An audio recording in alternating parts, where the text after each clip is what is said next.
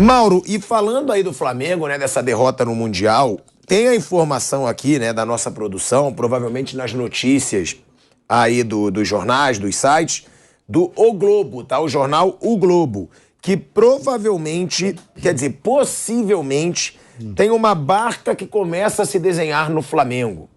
Eu não tenho essa informação, não sei, pergunto se você sabe, e eles dizem que os primeiros candidatos nessa barca seriam o atacante Marinho, que realmente veio para o Flamengo e não rendeu o esperado depois do que ele fez no Santos, o volante Vidal, que teve aí algumas polêmicas recentes, numa delas ele se ofereceu para defender o Colo-Colo e também fez aquele chilique todo quando não foi colocado no jogo contra o Boa Vista, né, pelo treinador Vitor Pereira, e o Hugo Souza, que é o Hugo Neneca, que é um que já está numa barca há muito tempo, mas que eu não sei se tem quem queira comprar o Hugo Neneca pelas últimas atuações que ele teve no Flamengo. Realmente começa a se desenhar uma barca no Flamengo? Você tem essa informação? Não. Porque não, né? Mas eu não vejo nada de notícia aí, né? Pô, o Hugo Souza estava para ser vendido. Aí na última hora desistiu de ir lá para o Japão. Aí a história do Benfica queria o Hugo Souza, depois não queria mais. Nunca entendi por que o Benfica queria o Hugo Souza. Não dá para entender. O Japão vai lá, né? Então o Muralha jogou lá porque o Hugo não pode. Aí o Vidal. O Vidal é óbvio, gente. O que o Vidal fez foi grave. Eu acho até que não rescindiram o contrato dele, porque estava em cima do Mundial e ia ter uma crise maior. Mas o Flamengo pode rescindir esse contrato não sei, eu não conheço, legalmente? Não conheço o contrato dele, mas eu acho que ali foi uma coisa muito grave que ele fez. Não a entrevista só, mas a atitude dele no banco de reserva, um jogador experiente como ele, no banco jogando chuteira, claro, um jogo contra o Boa Vista, que não entrou. A experiência agrava. Peraí, é para isso que esse cara veio para o Brasil? Então vai para o Chile, vai para o Colo-Colo, não quer? Vai para lá. Vê se o Colo-Colo quer pagar o salário dele. É isso, lá ele não vai ter um salário nem um décimo do que ele Mas eu acho que foi um caso grave, eu achei muito grave aquilo. Eu entendi não ter levado adiante, porque assim, na véspera da viagem, você vai arrumar uma confusão, afastar o jogador, né? Aí estariam dizendo hoje que isso contribuiu com o ambiente e por isso perdeu, né? Alguém especularia isso, porque o que se faz de especulação também é uma farra. E o caso do Marinho é óbvio também. O Marinho é um jogador que não rende no Flamengo, ele não combina com a proposta de jogo do time. Marinho é um jogador que, você vê no Santos lá do Cuca, do ano em que foi vice-campeão sul-americano, é o quê? Acelera, bola do Marinho, corta e bate pro gol. Acelera, bola do Marinho.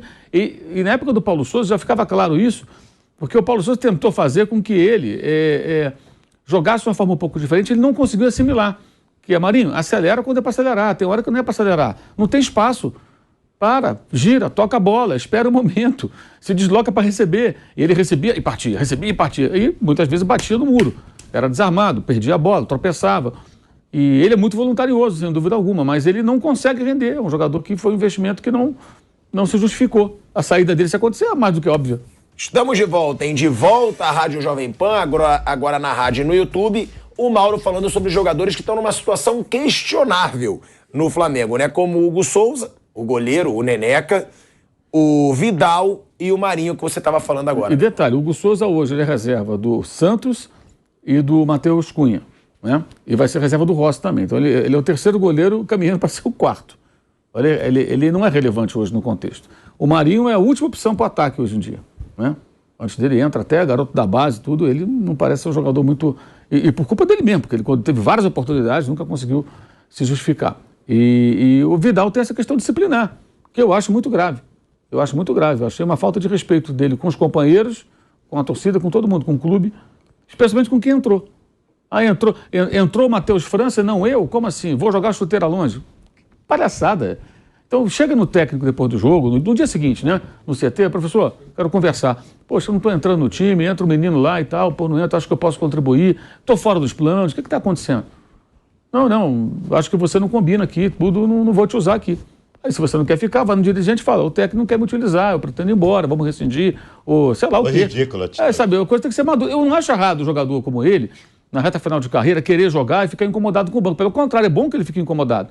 E é natural que ele, sabendo que tem pouco tempo de carreira pela frente, ele não queira perder as quartas-feiras e os domingos, né, sentado no banco de reserva, ele queira estar em campo. É saudável isso. Mas a forma como tudo aconteceu foi extremamente equivocada. Eu acho que nesse momento, especialmente, isso não pode ser tolerado. Não pode ser tolerado. O Flamengo já passou por isso muitas vezes, em épocas que não pagava o salário, era uma bagunça, todo mundo fazia o que queria. Isso não cabe mais. Isso não cabe mais. Isso é um ambiente profissional, gente. cara não pode ficar zangadinho porque não entrou no jogo e jogar a chuteira longe. E a câmera flagrou ali exatamente o momento, né? Ficou muito claro. E não é só disciplinar, né, Mauro? É uma fase técnica também. Também. Porque o Vidal não tá jogando nada do que se esperava que ele jogasse no Flamengo. Ele Vidal, não correspondeu até agora. Isso que o Mauro falou. Tanto assim. Isso que o Mauro falou da conversa do treinador, quem teve com o Vidal foi o Dorival Júnior. Isso, quem me disse foi o próprio Dorival. O Dorival conversou com o Vidal. Chamou o Vidal, falou: olha, Vidal, eu não vou utilizar você como titular no meu time. E eu explico por quê. Porque eu tenho esse menino aqui, o João Campos, o Gomes. O João Gomes e o Thiago Maia, e esses caras estão fazendo uma função que você hoje, fisicamente, você não consegue fazer. E diz que a recepção do Vidal com a conversa foi ótima. Diz que ele teve uma ótima recepção, falou: não, eu entendo perfeitamente, professor, o que o senhor está me falando. Eu estou vendo aí o João Gomes, estou vendo o Thiago Maia, o entrosamento desses dois caras. Eu falou: não tenho como colocar você no time. Então, eu vou te utilizar num jogo ou outro, ou então quando uma partida já estiver decidida, aí eu vou colocar você de acordo com a sua condição física. Então, faltou isso, talvez, do português aí, o Paulo Vitor, já ter conversado antecipadamente com o Vidal. O Dorival detectou isso nos treinos. Claramente, a comissão, a parte física do Flamengo trazia o rendimento do Vidal nos treinos para o Dorival. Mas não justifica. Não dá para você jogar. Mesmo não conversando, o cara não pode fazer isso. Não pode, claro, é ridículo. A experiência agrava o que ele fez. Até porque, primeiro que eu falei já esse assunto antes do Flamengo embarcar, tem a menor importância para o time, na minha visão. Não alterou nada. O time não jogou mal porque teve isso. Não tem nada a ver. Aliás, não precisa nem ir.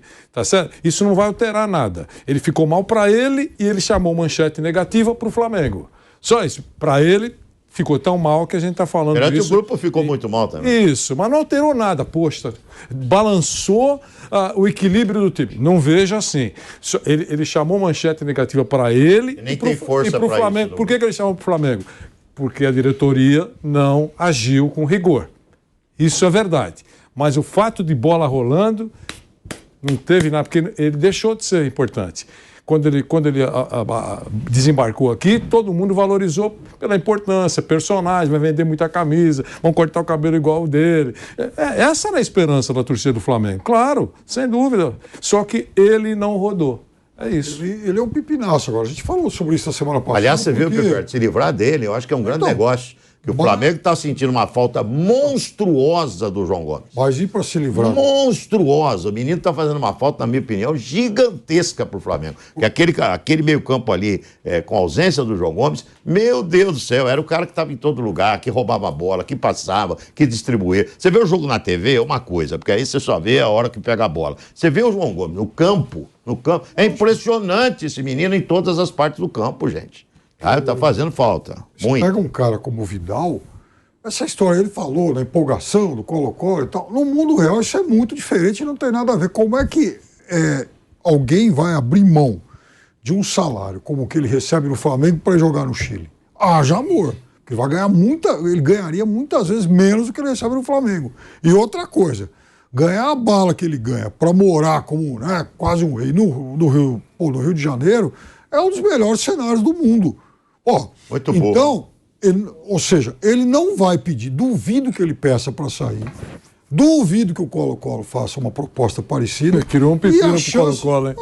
Agora, a chance, Vanderlei, é chegar, por exemplo, um time do México, faz uma rescisão um argentino maluco, a gente oferece, sei lá, metade, você vai.